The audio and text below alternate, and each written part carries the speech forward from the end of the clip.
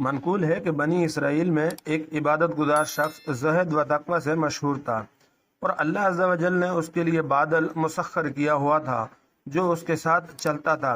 ایک دن اس نے عبادت میں سستی و کاہلی کی تو اللہ عز و جل نے بادل کو اس سے دور اور اس سے مقبولیت سے محروم کر دیا۔ یہ دیکھ کر وہ بہت غمگین اور دکھی ہوا اور اپنے کھوئے ہوئے مقام کو دوبارہ حاصل کرنے کے لیے خوب گریہ وزاری کرنے لگا۔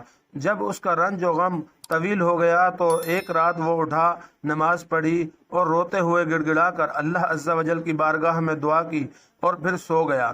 خواب میں اسے کہا گیا کہ اگر تم یہ چاہتے ہو کہ اللہ عز و جل بادل کو تم پر لوٹا دے تو فلاں شہر میں جاؤ اور وہاں کے بادشاہ سے اپنے لیے دعا کا کہو۔ وہ اسرائیلی عابد طویل مسافت طے کرتے ہوئے خواب میں بتائے گئے شہر تک پہنچتا ہے اور وہاں کسی سے بادشاہ کے محل کا راستہ پوچھ کر بادشاہ کے محل کے دروازے تک پہنچ جاتا ہے۔ وہاں پہنچ کر دیکھتا ہے کہ ایک غلام سونے کی ایک بڑی کرسی پر جو موتیوں اور جواہرات سے آراستہ ہے بیٹھا ہوا ہے، اور لوگ اس سے اپنی حاجتوں کا سوال کر رہے ہیں اور وہ لوگوں کو واپس کر رہا ہے۔ وہ اسرائیلی عابد اس کے پاس جاتا ہے اور اسے سلام کرتا ہے۔ غلام اس سے کہتا ہے، تم کہاں سے آئے ہو اور تمہارا کیا کام ہے؟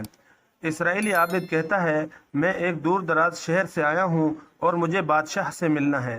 غلام کہتا ہے، تم بادشاہ سے آج نہیں مل سکتے اور تمہیں جو کام ہے مجھے بتاؤ، مجھ سے ہو سکا تو میں کر دیتا ہوں۔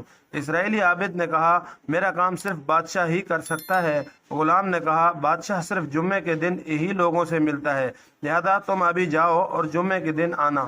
اسرائیلی عابد وہاں سے لوٹ کر مسجد آ جاتا ہے اور وہیں ٹھہر کر اللہ عز و جل کی عبادت کرتا ہے اور لوگوں کو دور رکھنے کے سبب بادشاہ کو معیوب جانتا ہے۔ جب جمعہ کا دن آتا ہے تو وہ اسرائیلی عابد محل کے پاس آ جاتا ہے، جہاں دروازے پر بہت سارے لوگوں کو دیکھتا ہے جو دربار میں داخل ہونے کے اجازت کے منتظر ہوتے ہیں۔ جیسے ہی وزیر محل سے باہر نکلتا ہے، لوگوں کو اندر جانے کی اجازت مل جاتی ہے اور وہ اسرائیلی عابد دیگر لوگوں کے ساتھ محل میں داخل ہو جاتا ہے۔ محل میں داخل ہو کر وہ دیکھتا ہے کہ بادشاہ اور اس کے سامنے اس کے اراکین سلطنت اپنے اپنے مراتب کے مطابق بیٹھے ہوئے ہیں۔ ایک شخص باری باری لوگوں کو بادشاہ کے پاس بلاتا ہے، اور جب اس اسرائیلی عابد کا نمبر آتا ہے تو بادشاہ اس سے دیکھ کر کہتا ہے، اے بادل والے، خوش آمدید، تم ابھی بیٹھ جاؤ، لوگوں کی حاجت پوری کر کے میں تم سے ملتا ہوں۔ اسرائیلی عابد یہ دیکھ کر حیران رہ جاتا ہے۔ چنانچہ جب بادشاہ لوگوں کی حاجتوں سے فارغ ہو جاتا ہے تو وہ اپنی مجلس سے اٹھ کھڑا ہوتا ہے اور اسرائیلی عابد کا ہاتھ پکڑ کر اپنے ساتھ محل میں لے آتا ہے اور چلتے ہوئے محل کی ایک دہلیز تک آ جاتا ہے جہاں صرف ایک غلام ہی اس کے ہمراہ ہوتا ہے۔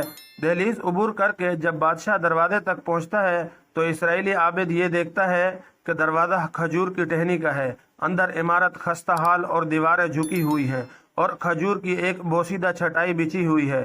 بادشاہ جب وہاں پہنچتا ہے تو اپنا شاہانہ لباس اتار کر پیوند لگا اونی لباس پہن لیتا ہے اور سر پر بالوں کی ٹوپی رکھ لیتا ہے اور اپنے ساتھ اسرائیلی عابد کو بھی بٹھا لیتا ہے۔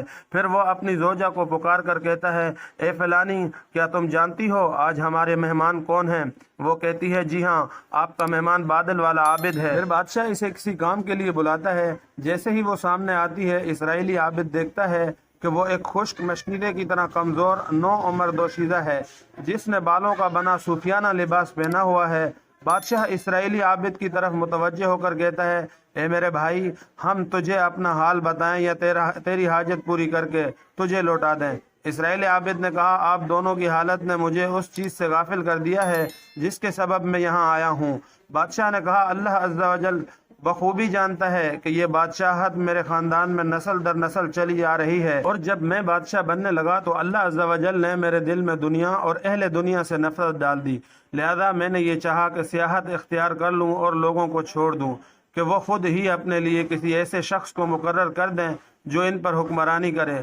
پھر مجھے یہ اندیشہ ہوا کہ کہیں لوگ فتنے میں نہ پڑ جائیں، دین کو ضائع نہ کر دیں، اور اس میں کوئی تبدیلی نہ لے آئیں۔ چنانچہ میں نے لوگوں کی بیعت کو نہ چاہتے ہوئے بھی قبول کیا اور ان کے معاملات کو ایسے ہی رکھا جس طرح پہلے تھے، اور اس میں کسی قسم کی تبدیلی نہیں کی۔ میں نے دروازوں پر مسلح غلام اس لیے بٹھائے تاکہ شریر لوگ مرعوب رہیں، اور میں نے محل کے زیب و زینت کو اس کے حال پر باقی رکھا، اور اس میں ایک دروازہ نکالا جس سے ہو کر تم اس خستہ حال مکان تک پہنچے ہو، اور میں یہاں آ کر شاہی لباس اتار دیتا ہوں اور جو لباس پہنا ہوا ہے اسے پہن لیتا ہوں۔ کھجور کے پتوں کی ٹوکریاں بنا کر اور اسے فروخت کر کے میں اور میری بیوی گزر بسر کرتے ہیں۔ میری یہ بیوی جسے تم نے دیکھا ہے یہ میرے چچا کی بیٹی ہے، اور اس نے بھی میری طرح دنیا سے کنارہ کشی اختیار کی ہوئی ہے، اور مجاہدہ کرتے کرتے یہ سوکھی ہوئی مشکیزے کی طرح کمزور ہو گئی ہے۔ لوگ ہمارے بارے میں نہیں جانتے، اور میں نے اپنا ایک نائب بھی مقرر کر رکھا ہے جو جمعہ کے علاوہ میری نیابت کرتا ہے، اور میں یہ جانتا ہوں کہ مجھ سے رعایا کے معاملے کے بارے میں بھی پوچھا جائے گا، لہذا میں نے لوگوں کے لیے جمعہ کا دن مقرر کیا ہے جس میں میں ان کے مقدمات کا تصفیہ کرتا ہوں، اور ایک عرصے سے میں ایسا کرتا آ رہا ہوں۔ اللہ عز و جل تم پر رحم فرمائے، تم یہیں ٹھہرو، ہم ٹوکریاں بیچ کر اس کی قیمت سے کھانے کا بندوبست کرتے ہیں، تم افطار ہمارے ساتھ کرنا اور رات ہمارے پاس ٹھہر کر صبح چلے جانا۔ دن ختم ہونے لگا تو ایک ادھیڑ عمر غلام آیا۔ بادشاہ اور اس کی بیوی نے جو ٹوکریاں بنائی تھی انہیں لے جا کر بازار میں فروخت کر دیا، اور اس کی قیمت سے روٹی اور لوبیا خرید لیا، اور جو پیسے باقی بچ گئے اس سے ٹوکری بنانے کے لیے کھجوروں کے پتے خرید لیا۔ مغرب ہوئی، اسرائیل عابد نے ان کے ساتھ افطار کیا اور رات ان کے پاس گزاری۔ جب نصف رات گزر گئی تو بادشاہ اور اس کی بیوی نماز پڑھنے کے لیے کھڑے ہو گئے اور سحری کے وقت تک گریہ وزاری کرتے رہے۔